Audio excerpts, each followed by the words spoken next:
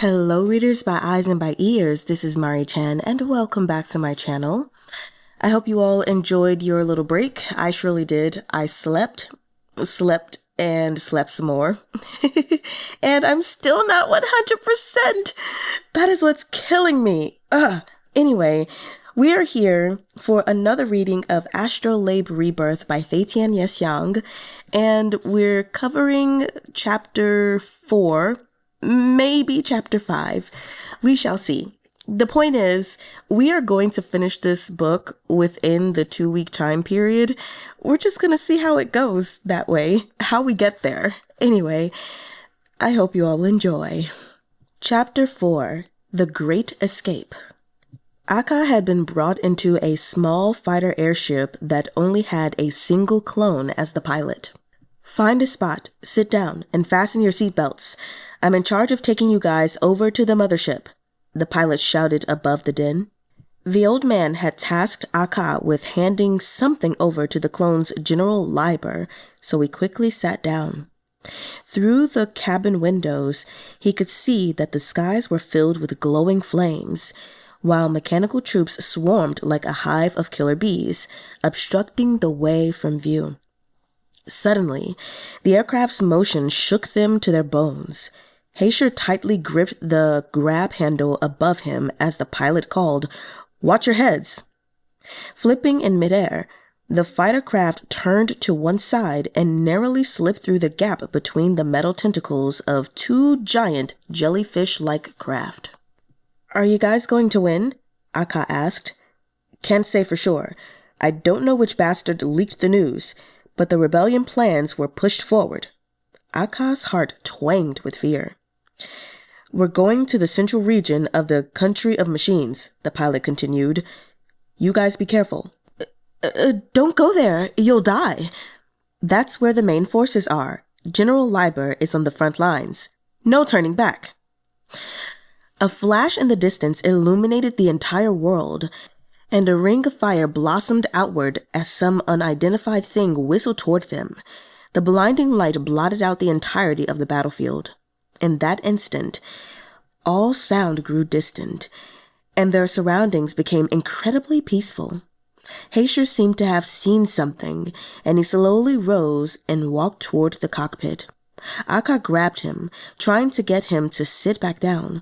It was far too dangerous for him to be standing, but the words that Akka shouted were drowned out by this void of silence. He realized that the sound of the explosion had been so loud it had rendered everyone temporarily deaf.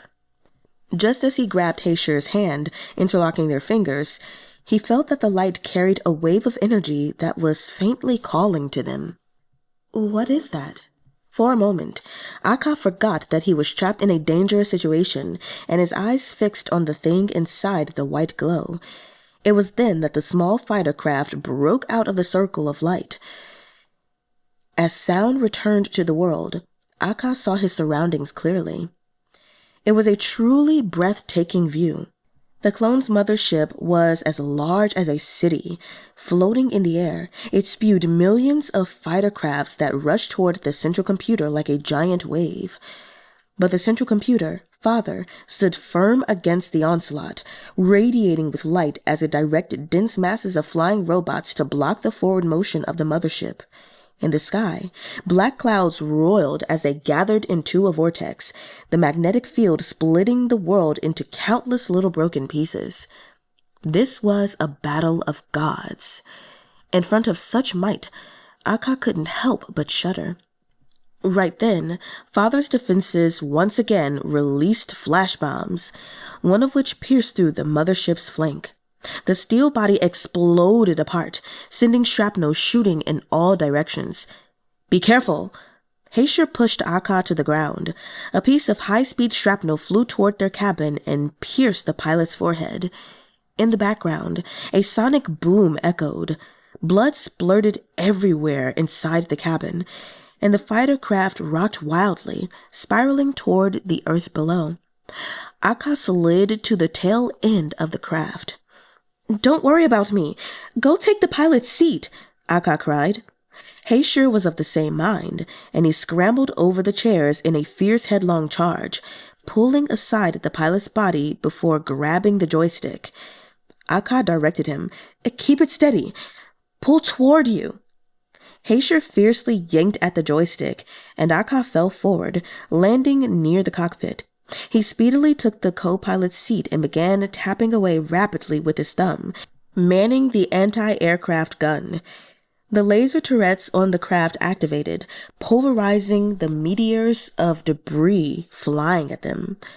"Now what?" Heishi asked. "Do you know how to fly a ship? Go toward that large one." "I don't know." "Just move the joystick, quick, or we're going to die." "Shut up. We can't rush into the center of things and take bomb blasts head on." The mission had trumped everything else in Akka's mind, to the point where he had forgotten that they needed to survive this as well. He wanted to rethink things, but reality forced him to stay resolute. "Hurry, just go," Akka said. Suddenly, another piercing boom disrupted the world around them, and the small fighter airship was sent rocketing toward the central computer. A fiery glow bloomed outside the cockpit, and the ensuing shockwave slammed Akka headfirst into the bridge. His head felt like it had been split in two, and the explosions lingered like a haunting in his ears. Through his vertigo, he felt Heishi patting his head. "Wake up!"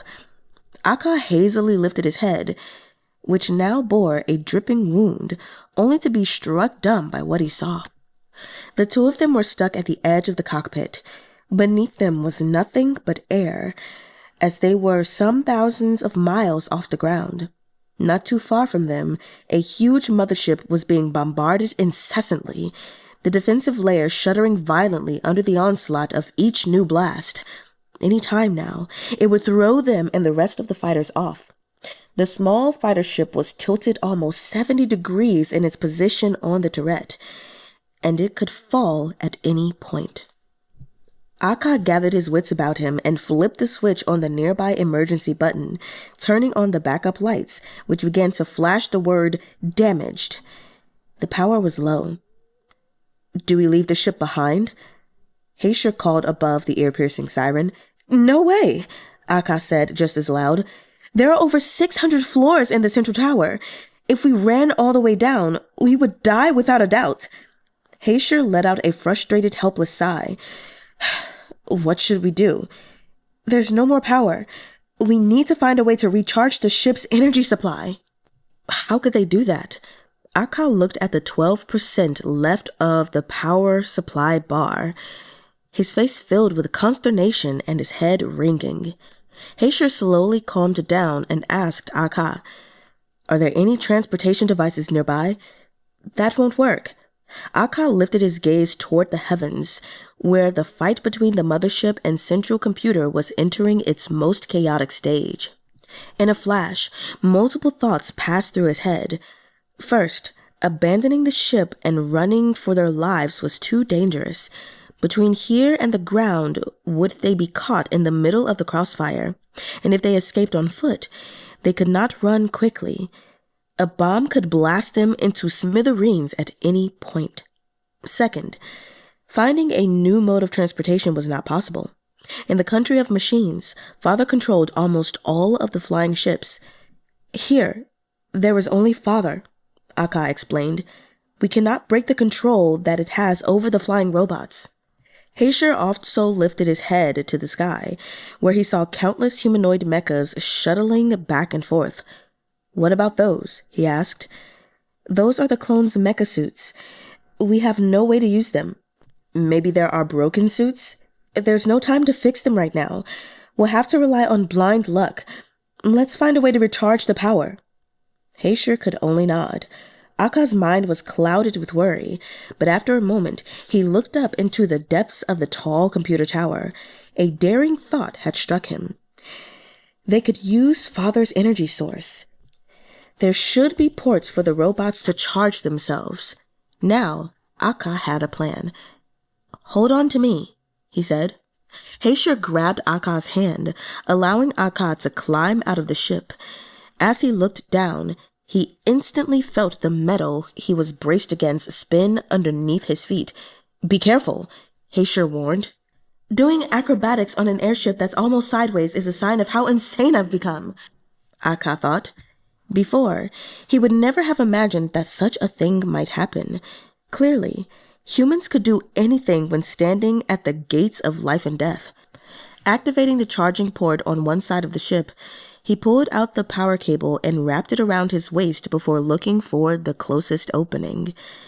It was only 30 feet above them, but the entire central computer tower was shaking, and its interior was as smooth as a marble. There was nothing for him to grab. How would he climb up there? Heishi saw what Akka was trying to do and shouted, "Come back in. I'll figure out a way." "Okay, but how? Every wall is made of incredibly strong metal." Not answering, Heishi pulled Akka back into the cabin and took the cable. "How does this connect?" "Clip the latch on and that's it," Akka said. Heishi looked around his surroundings, then found a rubber plunger used to clean out the inner pipes of the generator. "Use this." It was really a toilet plunger. It won't work," Akka protested. "That's way too dangerous." Heishi didn't respond. Instead, he dashed forward and leapt up toward the platform high above, toilet plunger in hand. With a sucking noise, it stuck against the side of the tall central computer tower. Watching this, Akka was dumbfounded. Below Heishi's feet was a mile drop, and his body was shaking with the force of the explosions. The power cable was still wrapped around his waist. Akka didn't dare to breathe. He could only watch as Heishi steadily progressed upward, seeing him press one hand above the outer wall and use the friction of his palm to steady his body, while with his other hand he pulled the toilet plunger off and hurried to stick it in a higher spot. That works?" Akka stared with his mouth open as Heishi used the toilet plunger to climb higher and higher up Father's body. He was simultaneously absolutely terrified and greatly amused. Heishi approached that opening and set up the connection. The power instantly came back to the cabin, and all of the lights came on. "It worked!" Akka shouted loudly. "Heishi, come back, quick!" But Heishi didn't move an inch. He remained where he was, and though Akka's anxious voice called to Heishi, the continuous explosions drowned him out. Shit! Akka turned and saw that the mothership that spanned the sky was on the verge of falling. A blue light shot out of Father's tall tower, piercing the mothership's abdomen. That explosion released a burst of energy, but Heishi merely held one hand against the connection point as he stared fixedly at the power cable connector. There was a blue glow where the cable plugged in, and a voice faintly reverberated in Heishi's mind. A man's voice, but too indistinct to comprehend. The airship was already fully charged, and Akka was shouting for him, but Heishi was still sunk into a trance. Akka was almost ready to fall into despair. Far above their heads, explosions resounded in 2s and 3s on the mothership, and debris began to fall from on high. Akka's breathing quickened. Just as a fireball was about to engulf Heishi, a shabby, tattered robot rushed out from the glow of the fire. Akka's eyes widened. He couldn't believe it. The shabby robot in front of him was Kay. How was Kay here? That was his robot. Kay dashed through the flames, slamming into Father's outer wall, then reached out to grab Heishi. Immediately, Heishi came back to himself, his face filled with astonishment as Kay lifted him with one arm. Together, Kay and Heishi flew toward the small fighter.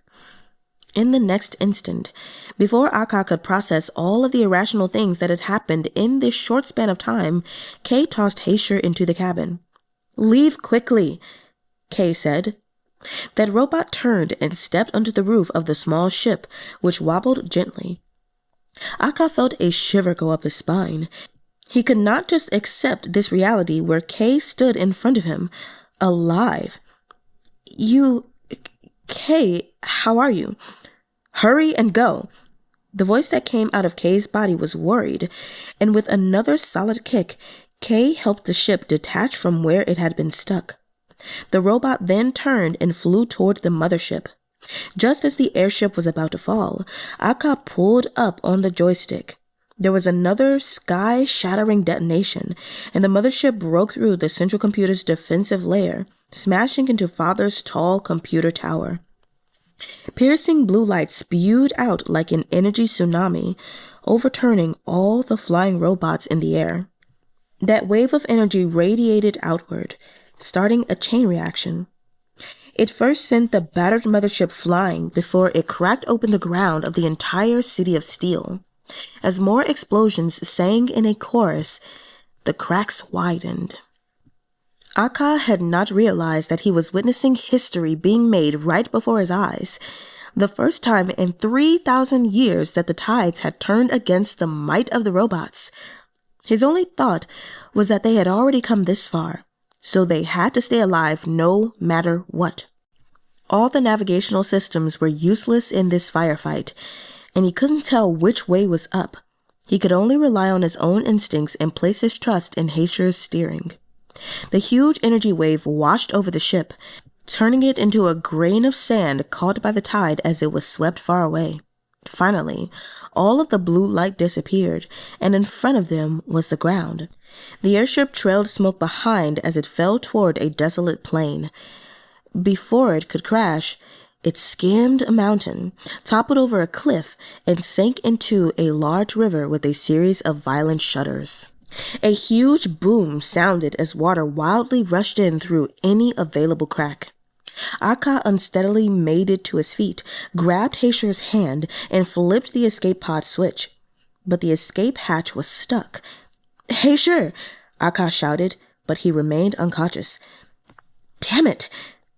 Akka kicked at the hatch a few more times, but the water flow grew heavier and heavier. He pulled Heishi onto his back, searching for an exit, but Heishi was heavy and dense as a piece of steel. The two of them were trapped in the fighter as the water level rose higher and higher. As the water lapped at Heishi, his eyes popped open. He grabbed Akka's waist and then kicked forward with his foot. With a leap and a dull thud, an entire section of the metal sheet flew loose under the water. The two of them were swept like foam on the ocean, this way and that, as they rushed to the surface. Though they completely lost their sense of direction, they managed to crawl onto the shore with great difficulty. Bedraggled, Akka coughed out a few mouthfuls of water before meeting Heishi's gaze. Then, the two of them began to laugh and laugh.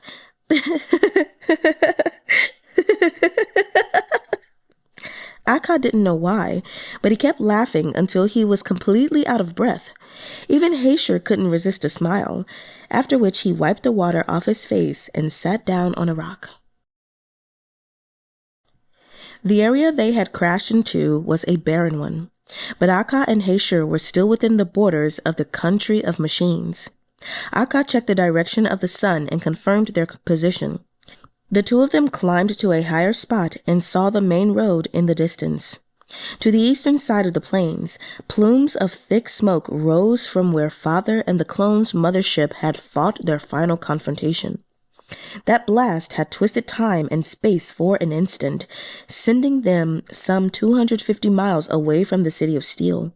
It had also brought along quite a few robot weapons that had burst through like meteorites, each embedding itself in the rocky earth. Akka picked through the debris of the robots to find a few useful scraps, and after melting them into a nuclear furnace, he turned them into a small new wrench. Holding the tool in his hand suddenly reminded him of his robot, Kay, and he found himself with so many questions that his brain almost exploded. Why was Kay in the mothership? There had been a person inside Kay. Akka recalled the few sentences it had said. There was definitely a person steering it, but how did this person know them? Or was it because of the battle? Had someone unknowingly stumbled across Kay in that cave before climbing inside it and directing it into battle, unknowingly saving Akka and Heishi? No matter how Akka thought about it, he couldn't figure it out. so he had to put the matter aside for now. Before, the only desire in his mind had been to find a fusion engine for Kay, but now, when there were fusion engines scattered about everywhere, he no longer had a need for one. "I'm leaving," Heishi announced. "Where are you going?" Akka asked. Heishi's reply came exactly as Akka predicted it would. "It has nothing to do with you." One of these days, Heishi was going to make Akka burst like a furious firecracker. He never should have saved him in the first place. "I rescued you from the ocean," Akka said, "and I saved your life again in the living quarters. Can't you be a little nicer to me?" "I've also saved you quite a few times. Now we're even," Heishi said.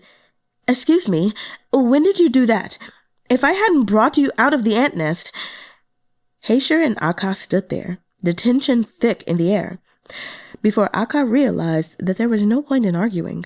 Truthfully, he would never have survived the journey here if Heishi hadn't been there. Likewise, without him, Heishi wouldn't have been able to find the path to the surface. "Whatever. Let's not talk about this any longer," Akka said helplessly. "Where are you going?" "I have a mission." Akka was taken aback by that. "A mission? You've remembered your identity?" Heishi stared off into the distance before finally shaking his head slightly. "Okay, then what do you remember?" Akka said. "Nothing. I only know that I have a mission." "Well, fine.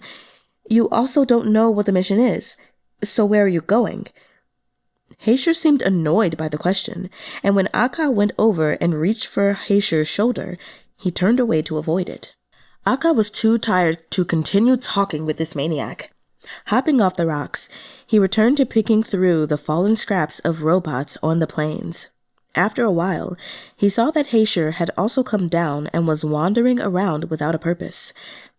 "You're not even remotely familiar with this world," Akka shouted, "and you don't have a destination in mind, so don't just mill around. If you get lost, you'll have no way back." Heishi picked up a rock, hefted it high in his hand, then hurled it into the distance as he let out an enraged roar. Akka understood a little of what Heishi was feeling. He was someone without a past, without a future, who didn't even know his own name.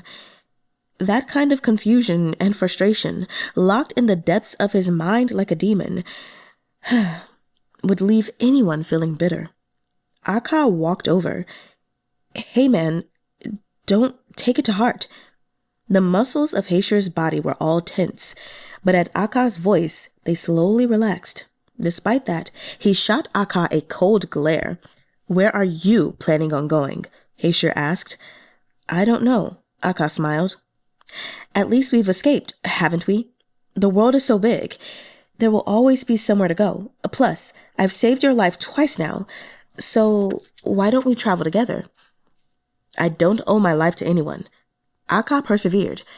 "But I saved you 2 times. What he didn't expect was for Heishi to snap his hand out and cup Akka's head with his palm. Confused, Akka didn't move. Heishi said mildly, "1 time." He pulled his hand away, then brought it back again. "Twice. Now I've saved you twice." With that, he walked away. What does that even mean?" Akka called after him. From a distance, Heishi turned back. "I could have killed you just now." Akka threw up his hands. What? That's not saving, that's sparing. Okay. 3 hours later, Akka had managed to finally disassemble one of the mecha. Heishi was still nearby, drifting aimless as a cloud. He didn't come to assist, but neither did he wander too far. "Can't you come over and help me out?" Akka yelled. "Say, please." "Ugh, please." Lifting a hand, Heishi casually tugged off the entire arm of the mecha and threw it on the ground. Akka sized up Heishi. This guy has so much strength, but he's not a clone, and he isn't a robot either. The blood of the clones was not red, and robots didn't even bleed. This time, Heishi didn't keep going. Instead, he stood to one side and watched Aka pick through the scraps, not asking anything else or even speaking.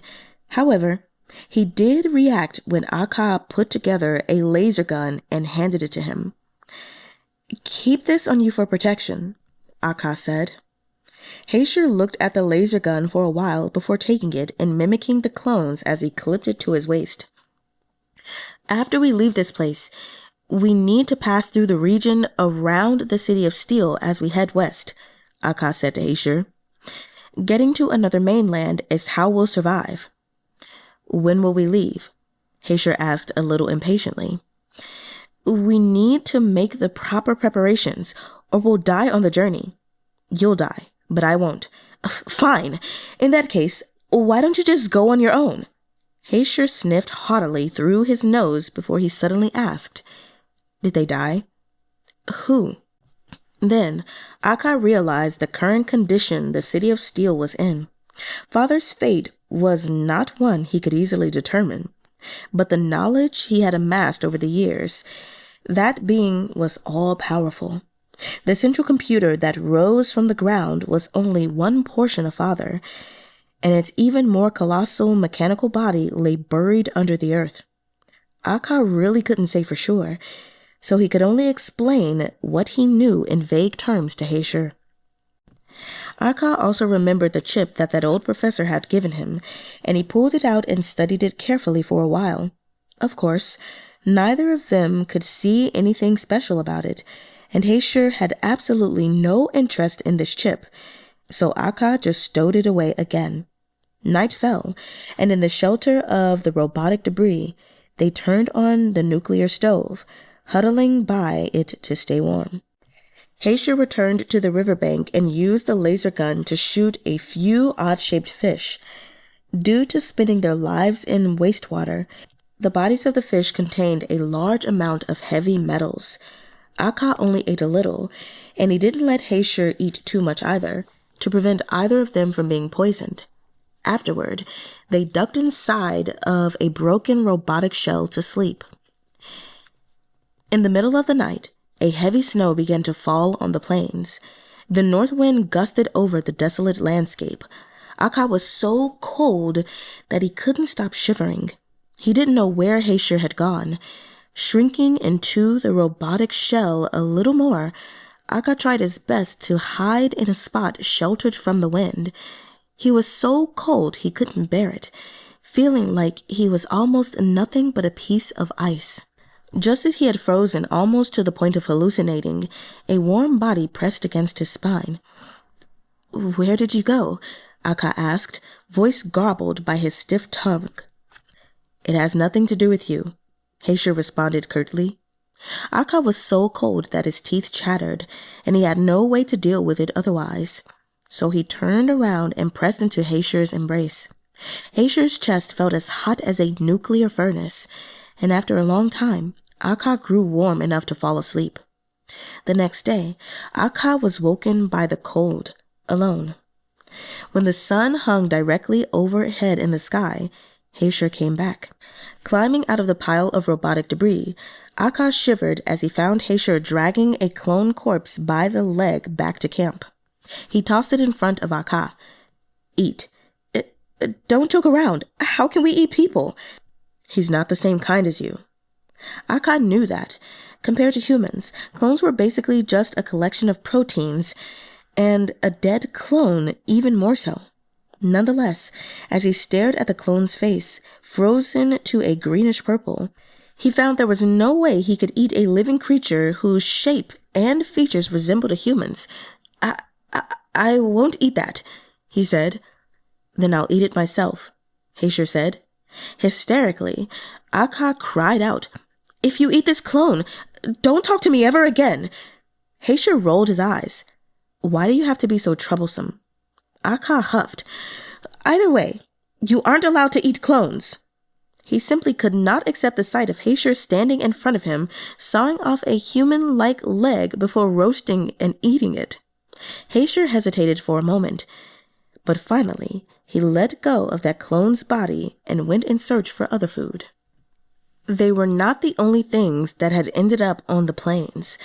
but all the clones inside the scattered mechas had died. At one point, Heishi pulled an arm off a mecha and swung it around experimentally, like it was a sword. Unfortunately, it was a little too bulky to use as a weapon. "Don't take too many things with you," Akka said. "But what, do you like heavy weapons?" Heishi didn't speak. Akka was torn between embarrassment and laughter, but he helped Heishi peel off a long strip of metal from a mecha and weld on a handle. Heishi tested it, and when he swung it, the wind whistled around it. Afterward, he slung it on his back like a broadsword. "Let's go." Akka organized his own hastily gathered satchel. Inside it was a compass, a box of healing supplies that the clones used, a few stimulant injections, a portable energy stove, a wrench, an assortment of screwdrivers, other tools for fixing broken electromagnetic equipment, and a set of magnetic field generators. Heishi glanced at him indifferently. "What did you bring all this for? You can't even carry them." Sure, Akka had brought so many things that carrying the pack was a little taxing, but he persisted. "The repair tools of the technician are like a soldier's gun. They'll be of use in the future." On the flat plains, the large flakes of snow that fell were so white they hurt the eyes. Heishi put on a pair of sunglasses that he had gotten off the clone's body. Then he and Akka stepped out into a new, unknown world. Chapter 5. The Spine of the World. Akka and Heishi had spent 6 days walking in the snow. Their surroundings were devoid of human habitation. They passed through a small grove of trees before coming out of it and entering a huge mountain range. Akka's satchel was now being carried by Heishi, but even with his help, Akka was still a little short of breath, and their daily travels wore him down. When they came to a fissure in the mountain range, he was almost tempted to lie upon Heishi's back and have Heishi carry him as they clambered over the mountains. "This is the ridge line of the Astrolabe," Akka said. "Jingquan." As usual, Heishi listened with a chilly expression. As they sat before the fire, Akka finished eating the wild fox they had caught. The meat was foul and smelly, and there was no salt, so he had to fight to keep it down. "The Astrolabe is our world," Akka explained to Heishi. "It's a huge instrument, with 17 smaller astrolabes revolving around it.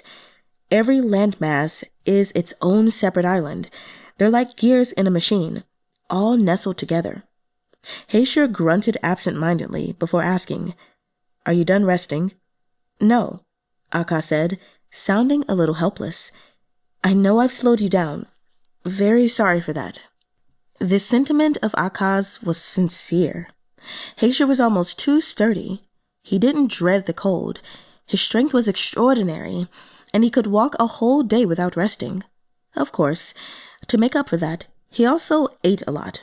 After all, he was a human from 3,000 years ago, and back then, human genetics had been at its peak. Hence, it was known as the Golden Age. He was unlike Akka and the rest of the humans of the Black Iron Age, struggling under the control of the machines with their fragile constitutions. During their time together, Akka had been observing Heishi trying to figure out exactly what he was. Finally, one direct piece of evidence convinced Akka that Heishi was indeed human. Excretion. Heishi sweated and sometimes wanted to bathe. The way he bathed was to take off his clothes, stand naked in the snow, and use it to cleanse his body. Besides that, any human would need to eat, and they would produce excreta then. He'd been convinced Heishi must do that too, although he avoided Akka when doing so for a while. That kind of shame seemed to be innate. Eventually, Akka got his proof. He had been watching Heishi from afar. Heishi had just finished wiping down his body, and after his bath, he knelt in the snow, unmoving. Under the shining sunlight, his bronzed skin made him look like a perfect statue of an ancient male god. Akka had only seen people squatting or sitting to urinate. This was the first time he had seen someone kneel to do the deed. After he left, Akai went over to take a look, but Heishi caught Akai by the collar and tossed him into the snow. Even Akai realized he was being a pervert at that point, so he had to admit defeat and flee. Aside from Heishi's not-so-great temper and his frequent tendency toward violence, he's a good companion overall, Akai thought. Have you seen humans from the Bronze Age? Akai asked. Heishi raised an eyebrow. Akai realized that he might have made Heishi mad, so he stuttered out an explanation. I didn't want to pry about your past. I was just curious. No, Heishi responded. I don't know what that is. The Golden, Silver, Bronze, and Iron Ages.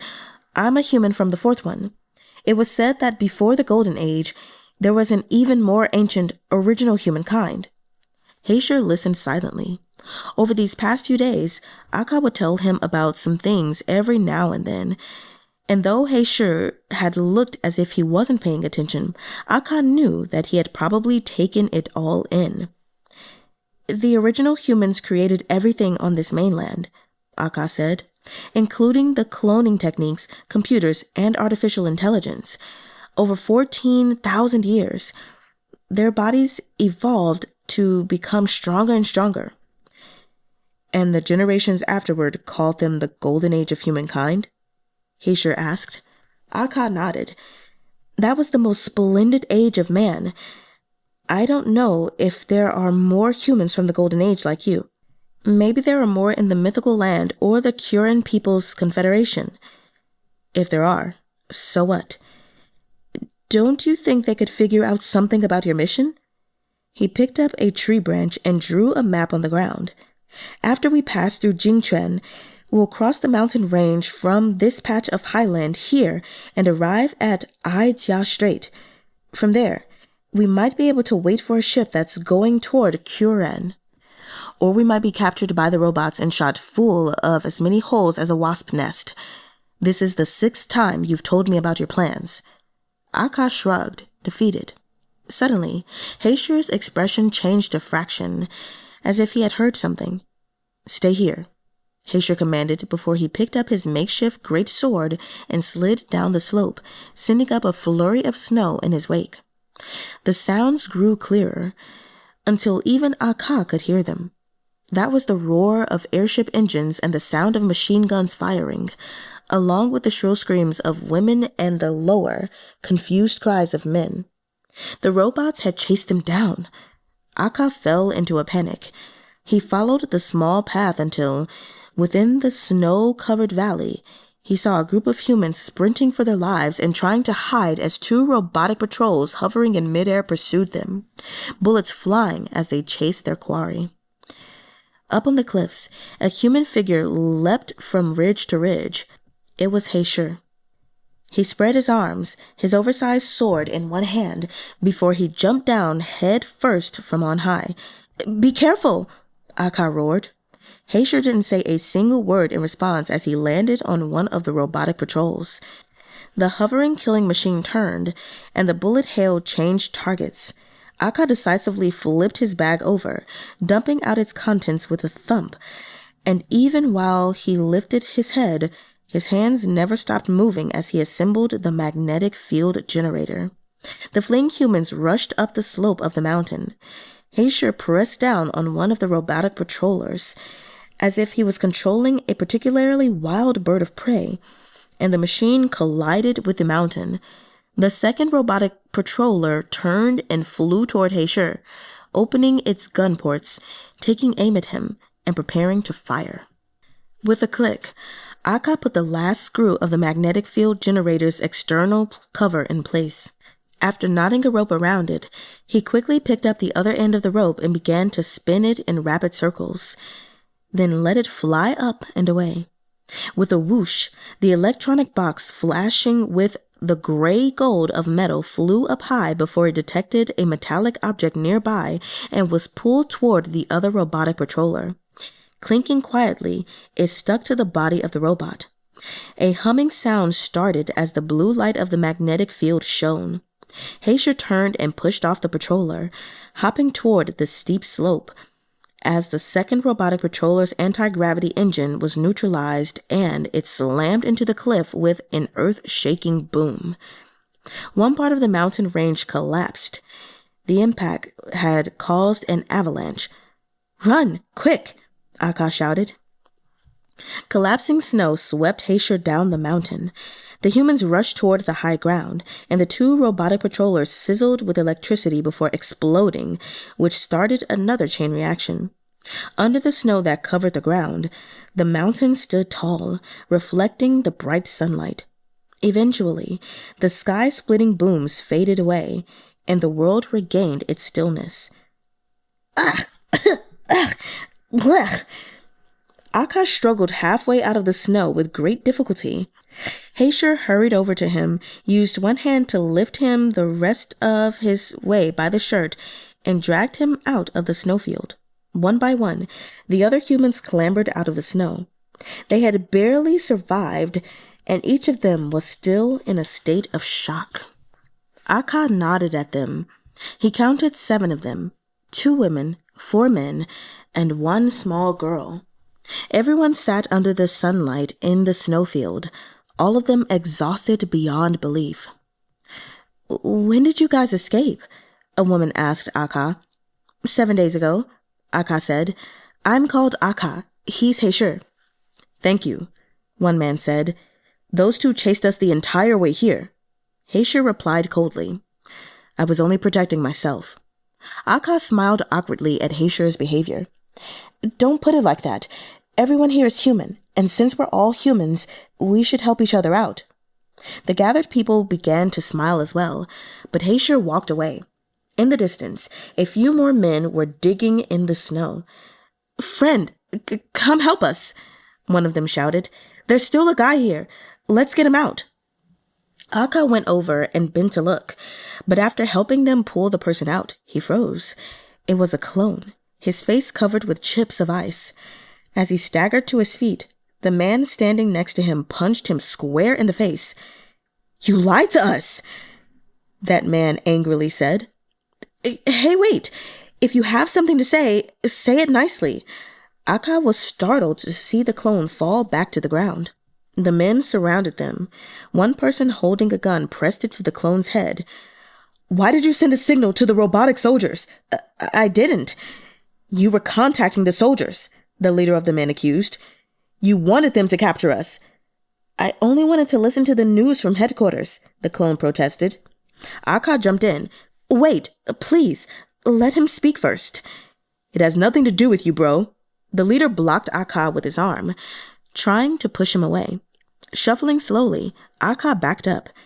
Heishi had been standing off to one side, studying the small girl who was traveling with the group, but he suddenly and keenly felt the tension in the air.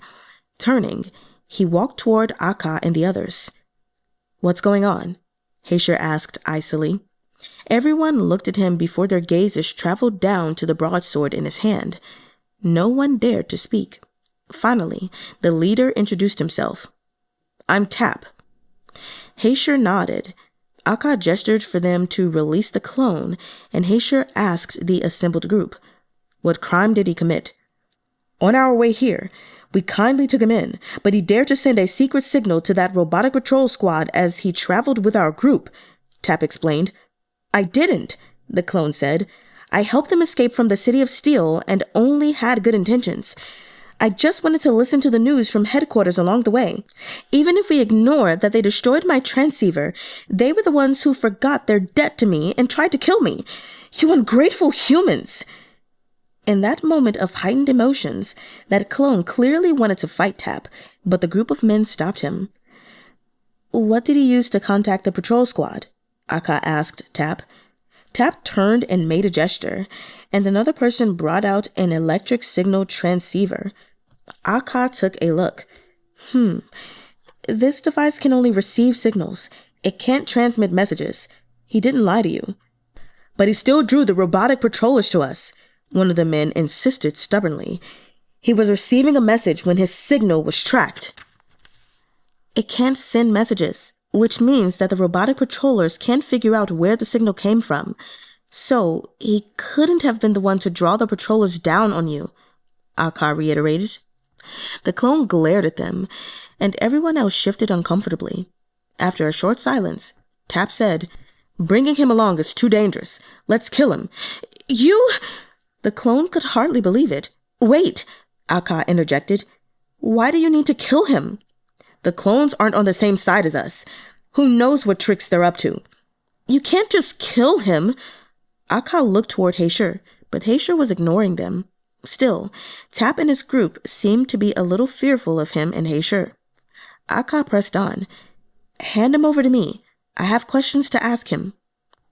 Aka held out a hand, and the clone grabbed it, using it to pull himself to his feet. With the clone in tow and Heishi alongside him, Aka walked away. "Wait!" Tap shouted from behind them. Aka turned back. "What else do you have to say?"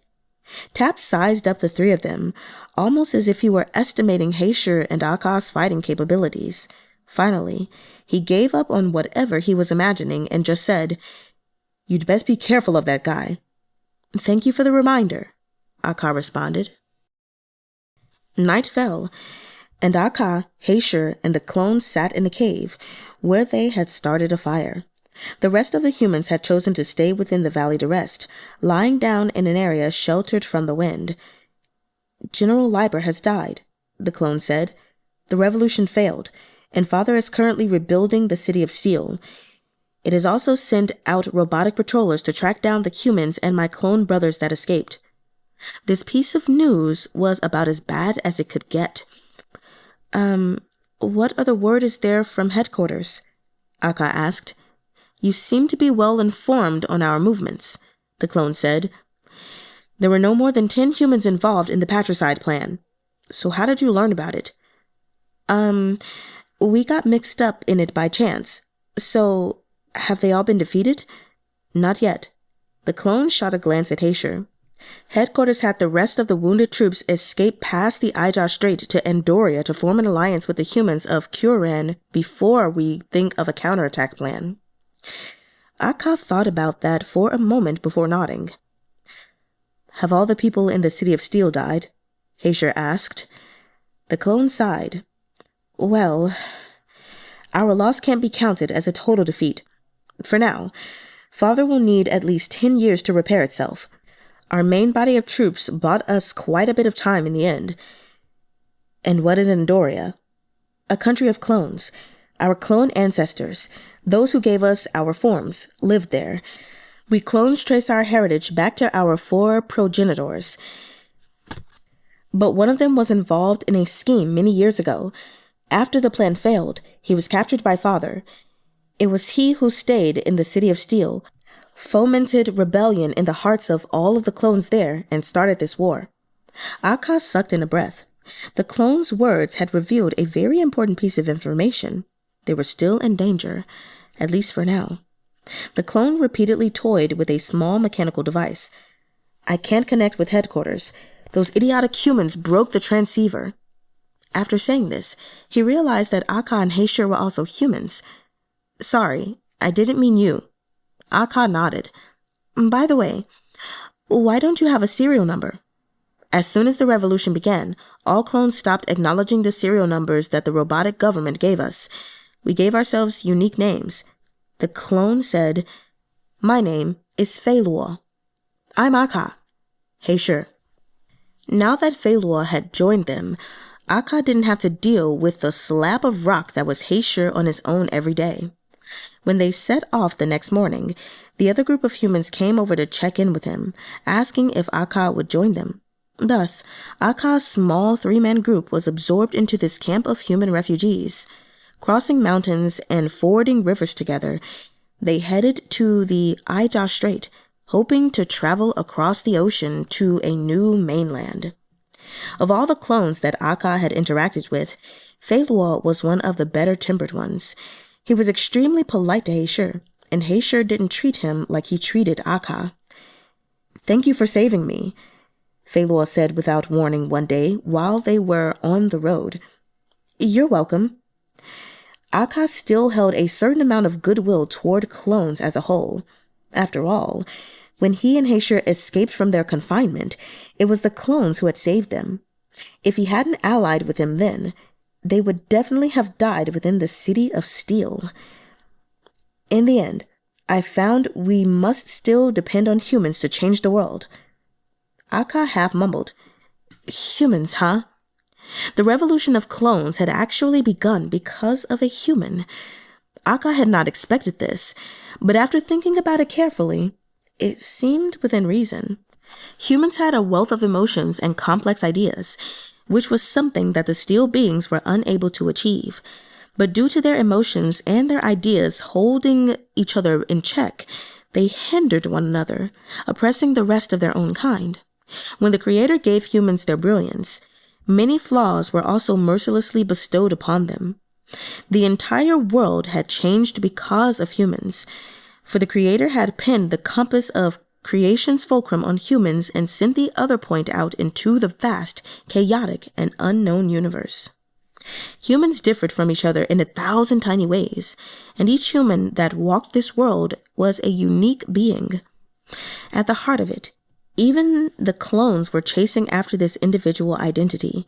Take Feiluo, for example.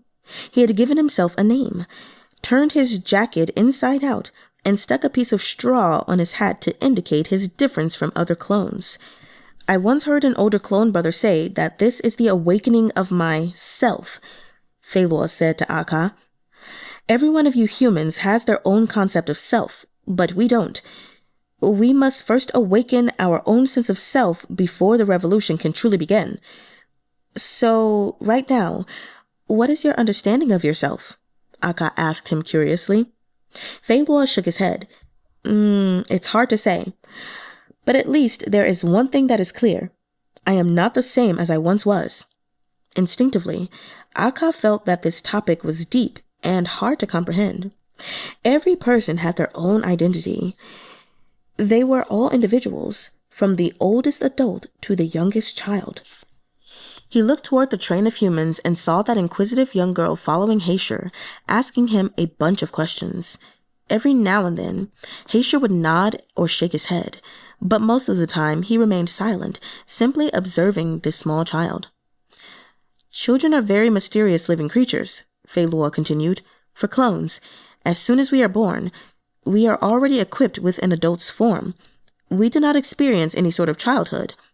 The childhood of a human's life must be very happy. Honestly, I can't remember my own childhood well, and the feelings I can recall weren't very happy, Akka said. Heishi carried the small girl piggyback as he walked.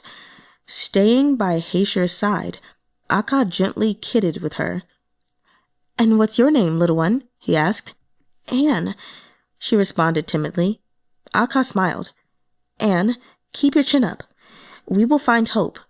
She nodded. The sun rose and set.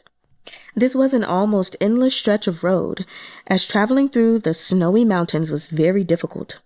They couldn't find food, which caused everyone despair and frustration. Only Akka persisted, using his magnetic field generator to set down a magnetic trap. Sometimes he caught 1 or 2 birds that fell into the trap, and even a roe deer once. He always handed the food to the girl and the women to eat. At first, Heishi found this bizarre, but he gradually got used to Akka's ways. Just when everyone was on the brink of collapse, Feiluo led them out of the stony region into an expansive plain.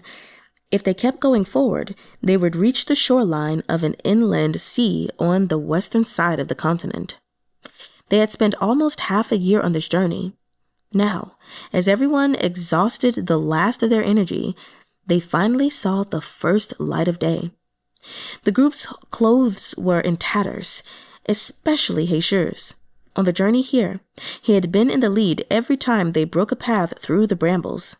Now, Heishi simply went around with his torso bare, tying his shirt, which was just a few strips of cloth, around his waist. At one point, in order to save Anne, Feiluo had been bitten by a venomous snake. Fortunately, because he was a clone, he wasn't affected by venom. Akka was also completely bedraggled, his clothes torn beyond repair. The cloth straps of his satchel had also broken. He'd had no choice but to borrow 2 strips of cloth from Heishi and tie them together around his body. 2 people had died of sickness on the journey. Akka couldn't save them. All he could do was bring the survivors here. The most troubling thing was that one of the people who had died from hardship had been Anne's mother. Anne joined Akka's little squad after that. Throughout the rest of their journey, Anne kept asking where her mother had gone, and Feiluo answered that her mother had gone ahead to scout out the road. Despite her mother's absence, Anne didn't cry or make a fuss. This was a very spacious area, and the oldest place on the Astrolabe. It lay at the Astrolabe's very center, bridging the distance between the snowy mountains and the primordial forests below, separating the country of machines from the western shore. This region was called the Primeval Heart. Historically, this place had been called the Creator's Laboratory because many different kinds of species lived on these plains. In the prehistoric era, T-Rexes had run rampant in the area. Even the mechanical troops couldn't survive here.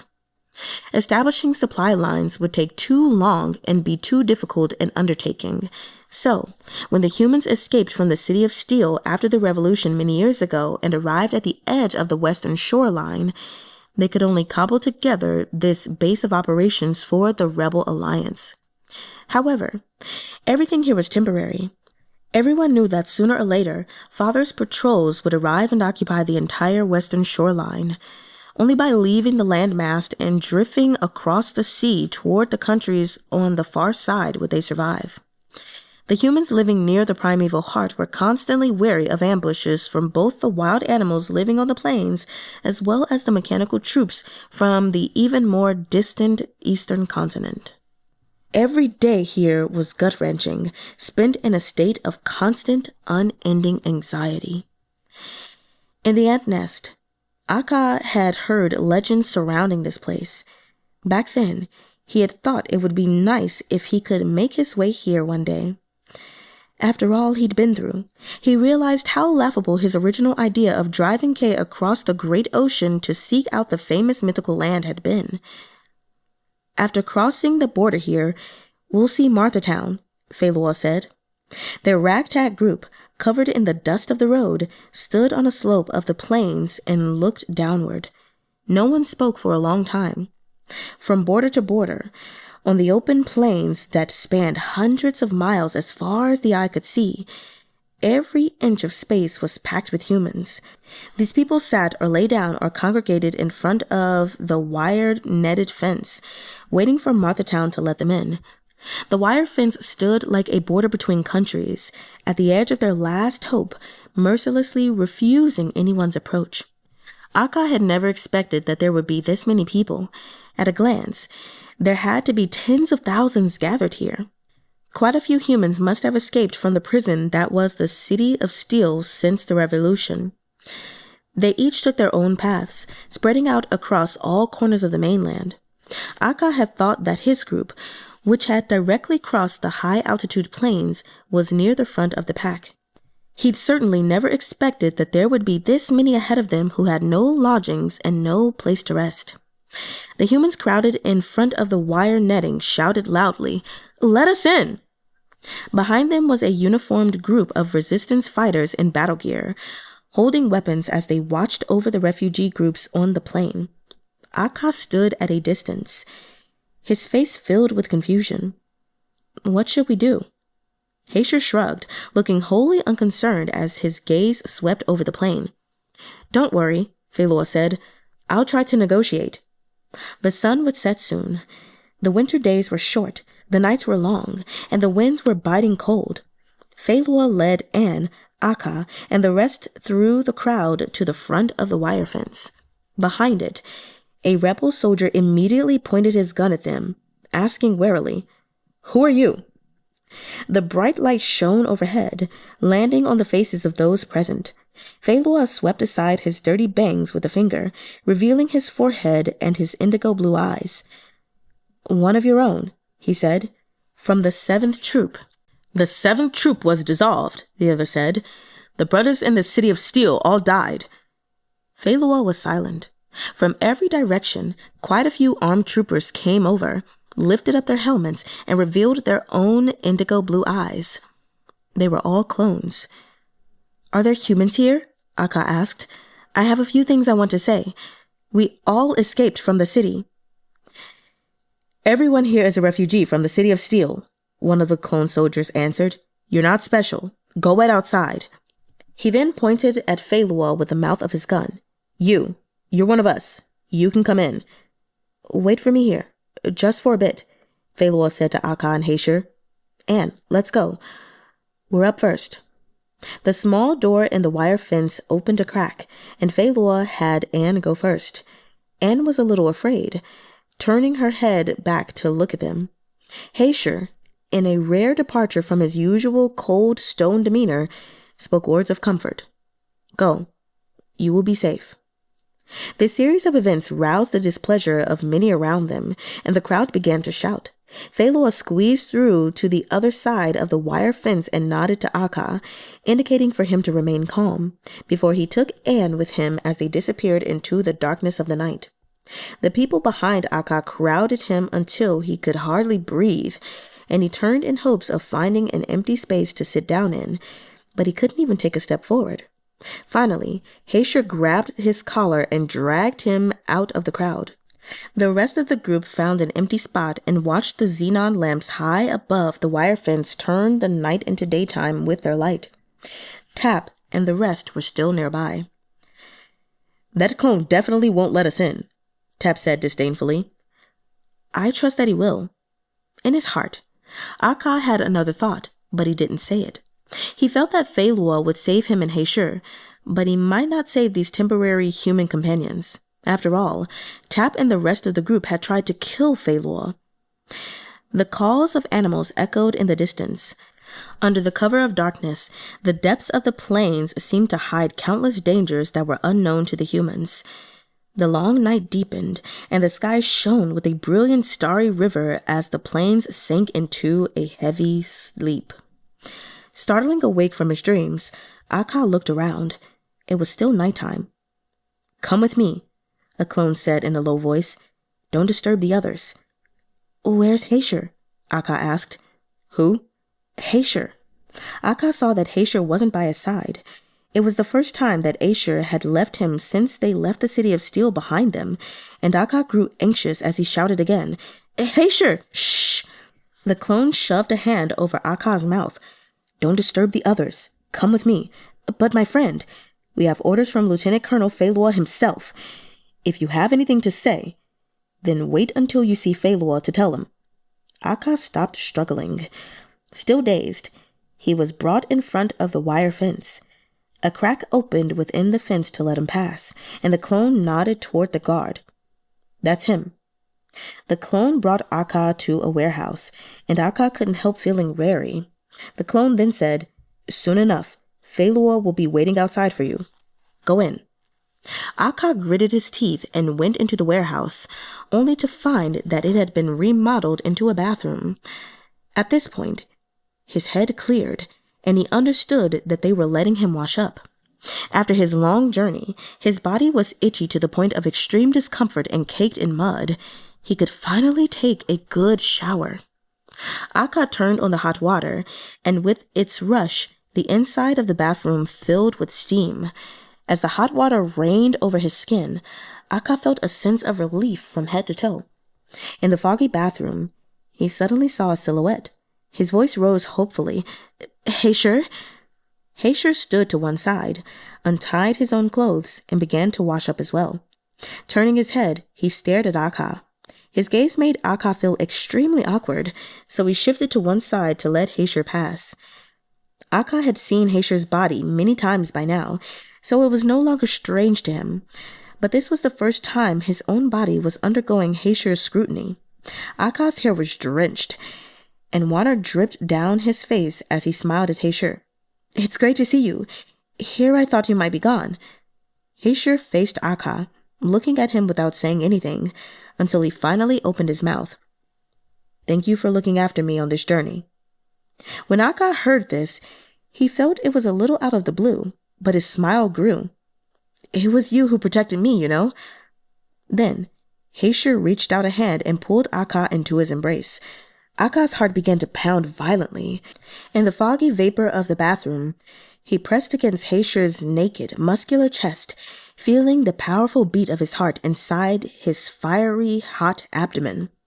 Akka felt a sense of foreboding. Heishi only hugged him for a short period before letting him go and cupping Akka's jaw with one hand. He peered into his eyes. Thank you. Heishi's eyes were set deep in his face, like black obsidian that had been hidden underneath the surface of the earth for millennia, shining with a mesmerizing brilliance. Take care of yourself in the future. Heishi? Heishi wiped away the water on his face, turned away to dry himself, put on his clothes, and left. Heishi! Akka threw on his clothes and chased after him, but Heishi had already put on the clone's uniform and walked away. In that instant, Akka sensed the worsening rumblings of something wrong. Wait! He raced after Heishi, heading toward a crowded area where Feiluo stood. Quick! The ship is boarding! Feiluo was waiting at the other end of the pier. At its front, many people were lining up. The surroundings were silent and peaceful, but blinding white lights shone on the dock. Many people turned their heads to look at Heishi and Feiluo. In the silence of the night, their discussion was very obvious to those around them. You finished saying your goodbyes to Akka? Feiluo asked. Heishi nodded, and a tacit agreement between the two of them immediately confirmed many of Akka's guesses. You're staying? Akka asked Heishi. He still has things to do, so he's having me send you off first, Feiluo said. Just come here and be quiet, okay? But what is he going to do? Akka said in disbelief. Feiluo wore a complex expression but didn't respond. Instead, he led Akka through the crowd. Akka tried. Because there's only space for one of us, he willingly chose? No, it's not like that, Feiluo hurried to respond. Akka, don't ask anymore. Just trust me. Heishi is only... I saved him from the sea. How can I leave him behind now?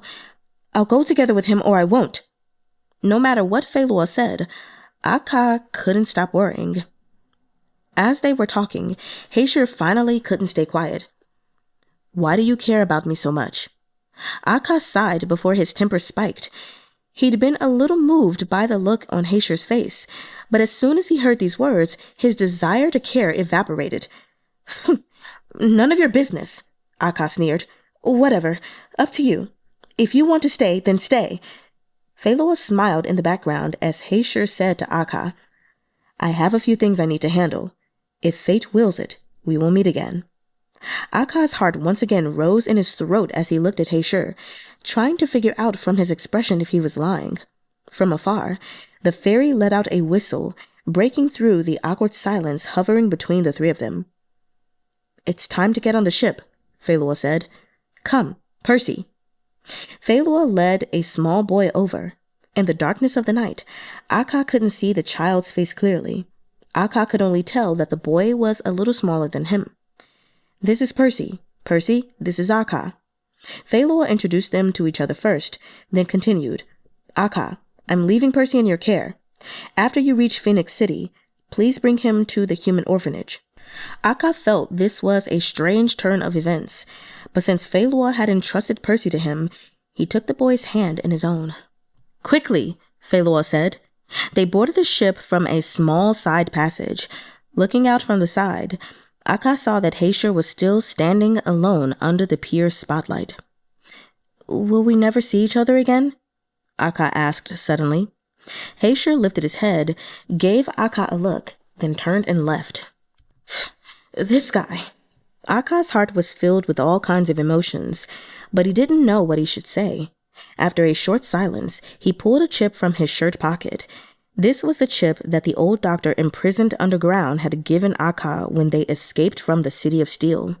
He had demanded that Akka bring this chip to the rebel camp and hand it to General Liber, but the revolution had failed, and right now Akka had no idea who to hand this chip over to. Maybe the chip itself could serve as a reminder for Heishi, Or perhaps he could decode the contents of the chip and deliver them to the right person. "Help me pass this to Heishi," Akka said, "as a memento." Feiluo took it and stored it securely before saying to Akka, "Take care of yourself." Akka tugged on Percy's hand as they were brought to the lower levels of the ship. Inside, many humans who had escaped were all crammed together. After Feiluo showed them a space behind a pile of boxes, they had them sit down, and with one knee on the ground, he said to Percy, "Percy, Dad is leaving." Akka's eyes went wide with shock, and he didn't dare to speak. Was he actually sending his own child to an orphanage? Percy reached out a hand and hugged Feiluo's neck, clearly already missing him. After a long time, Feiluo let out a sigh and shifted Percy's hands aside before telling him, "Listen to Akka, Guga. When things are finished here, Dad will come to Phoenix City to find you." After Akka heard this, he relaxed. "Heishi will also come then, right?" "He will," Feiluo assured him. "May the winds be in your favor." Feiluo left the hold of the ship, his footsteps gradually receding into the distance. Loaded with its cargo of human immigrants, the large ship set off, leaving the central mainland behind as it headed toward unknown islands over the seas. The moon shone down on them. Akka was still worried about Heishi. Since the day he had appeared, he had seemed as if he was carrying some secret that was unknown to anyone. The only sound outside the ship was the sound of waves lapping against it, and the quiet, peaceful moonlight scattered across the endless waves, shining over Akka and the lonely Percy. Everyone around them was already deep in slumber, and it was then that Percy gently wrapped his hand around Akka's and tugged at it. "Is Heishi your good friend?" Percy asked quietly. "A comrade in arms. We fought guarding each other's backs, and we escaped from the City of Steel together." Percy nodded. His hands reached into his own bag, slung at his side. "Let me do it," Akka offered. "What are you looking for?" Akka helped Percy dig through his messenger bag, pulling out a tiny dagger, a piece of chocolate, a portable water filtration device, and a transmitter, inside of which was a picture of Percy and Feiluo, the two of them standing shoulder to shoulder under the sunlight, against the backdrop of a desolate landscape. Alrighty, everyone. I hope you all enjoyed today's chapters. That is all we will be covering for today. Really quickly, I just want to go over a new name that was introduced, and that is Feiluo. Of course, there were other names introduced, but they are English names like Percy and Anne, so I think those are pretty easy. But Feiluo. So you could say Feiluo, but no. So Fei, like a Fei, and then slowly it would be Lu-oh-uh, because the O's aren't just O like us. They go O-uh. So Luo, Fei-luo, Fei-luo. Alrighty, so yes, now we have Akka, Heishi, Feiluo. Anyway, again, like I said, I hope you all enjoyed these chapters. I am going to need to listen to them again, possibly, just because I'm not really used to reading a bunch of sci-fi. So I think there are some things that I missed while trying to read out loud and be in character, and need to just listen to understand better. Otherwise, I hope you guys are enjoying and you're able to understand everything as you're listening. So I don't really have a whole lot to say. The only thing is to see Heishi and Akka separating now is just kind of like, oh, okay. Well, I guess we'll see what happens, because they've been together this whole time, basically. And even every time Heishi was like, "I'm leaving," he didn't really go anywhere. And same with Akka. But now they're separating for real. So, okay. Anyway, I'll see you all next time, and wo einimen.